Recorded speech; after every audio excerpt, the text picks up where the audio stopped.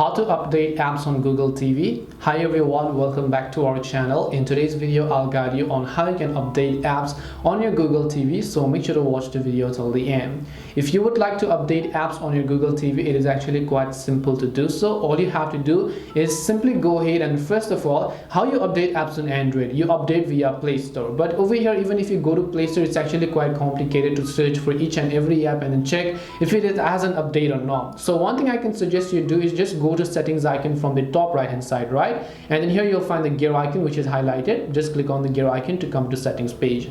Once you come to settings page, I want you to simply go to apps, and when you go to apps, over here if you look down, you'll find this option called manage updates. And when you go to manage updates, one thing you can do is you can just select auto update apps so that it will get updated automatically, and then you can just go to see available updates. When you go to see available updates, you'll be able to see all of the applications that actually has an update. So in my case, all my apps are updated, but if your apps does have an update available, it will ask you to update it to the latest version, and this way you'll be able to update apps on your Google TV. Hope this video was very helpful. If you have got any questions, feel free to leave them down below. Thank you for watching till the end of this tutorial, and see you soon in our next video.